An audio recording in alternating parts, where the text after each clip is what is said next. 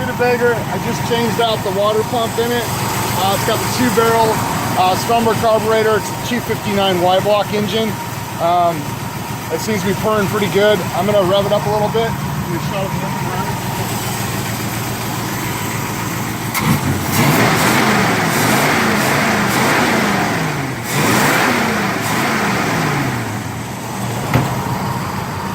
gonna put the air filter back on it. I'm gonna shut it off and see if it'll start back up just to make sure. I started it with starting fluid. This car's been sitting for a little bit.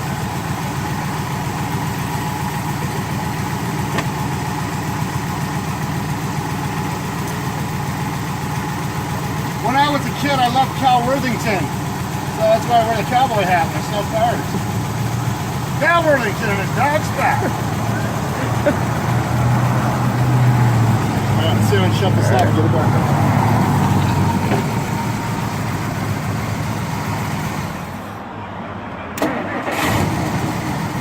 There you go. There you go.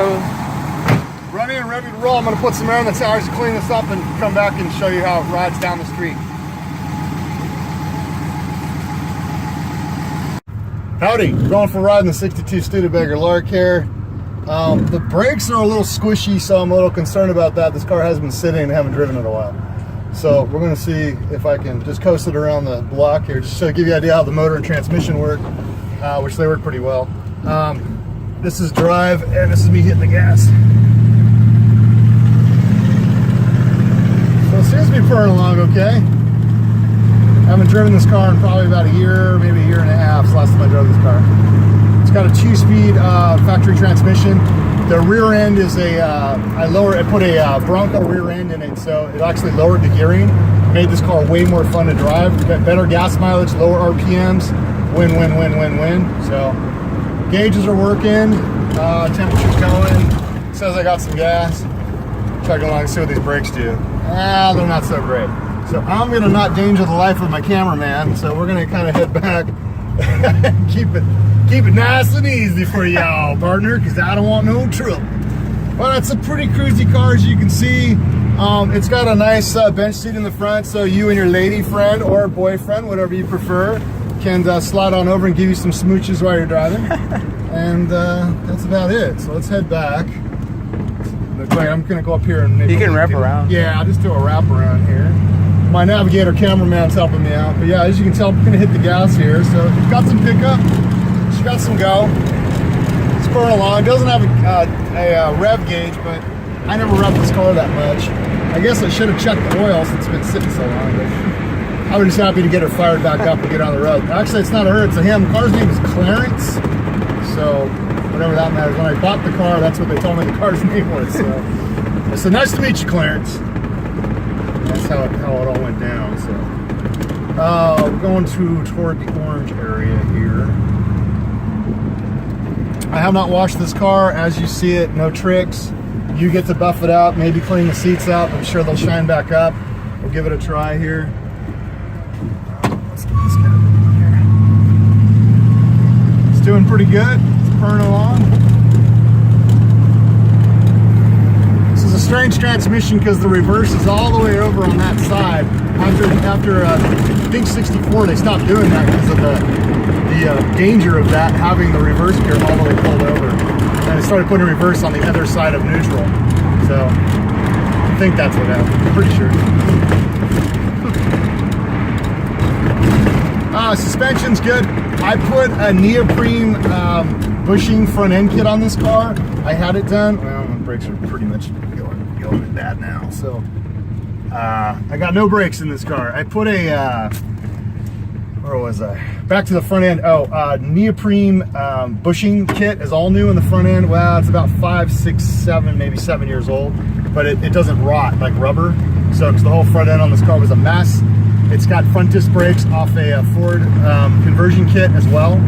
So the engine's original, transmission's original, the rear end is Ford Bronco, and the front end, the front brakes are Ford Mustang.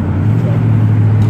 And then my other concern with this car, besides the brakes, is it has a really crummy carburetor. That Studebaker carburetor, it works half the time, and the other time it doesn't work. The choke sticks on it, so you got to get out and manually unchoke the car. So that's about it. Window cranks work. The door on the passenger side doesn't shut very well. The striker plate's broken. So I gotta fix that, or you fix it, next owner. All the glass is in good shape.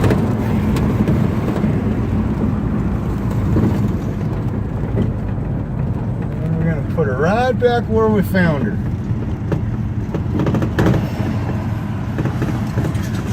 Right back over here where she was parked. And have her out for sale here in Orange, California. If you want to come check out Clarence, give me a call, 714-631-7441. And that's about it. That's all she wrote. So back here at the 259 Y block, 1962 Studebaker. Pretty good condition, pretty straight. It's got a couple of issues here. I've got some rust here in this back tail panel here. The doors are not as good as I thought they were. They've actually failed me. By pulling up this here, I can see there's rust up underneath here in this hole here, which is not good. I can put my finger in there. And then on this back door, this one's pretty solid. The corner's okay, the bottom's okay.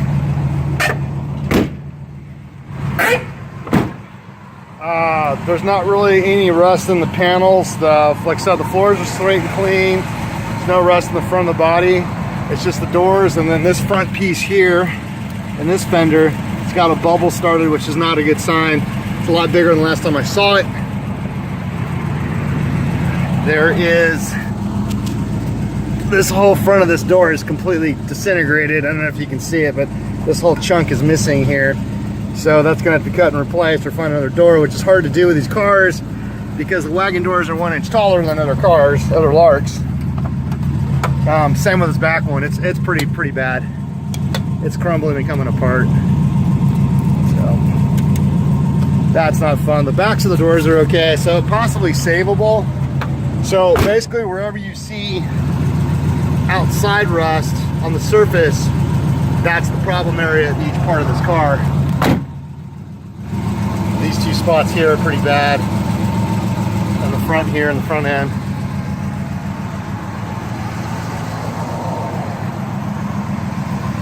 This guy right here is pretty bad. This one's pretty bad on the outside here, but not underneath. So that's just front skin surface stuff right there. Other than that, the car's been running the entire time. A little bubble there. The rockers are solid though. Not any problems there. Put your hand up in there, the rockers are all in good shape. Like I said, the floors are in good shape. This car's been running the entire time. I've been blowing it out with a air hose. I haven't washed this car in probably 5 years. 2 years, sorry, 2 years. Last time I washed this car. So I'm gonna get it and take it for a spin and have somebody help me film me driving this car. Take a look at the dash. Dash is all straight, clean. This is off a Golden Hawk. This center, I couldn't find a Lark one, so I got that one instead. And it's got 2 horns for some reason. Clock never worked since I've had the car. These gauges all work. Temp gauge, fuel gauge works. They're floaters though, you know, they kind of float a little bit. I don't have the original stereo system. This was an aftermarket, put speakers in it. I had a custom heater box made for it. So the heating system in this car is outstanding. Works perfect. Had a blower and a heater box made by the radiator shop down the street that does awesome work.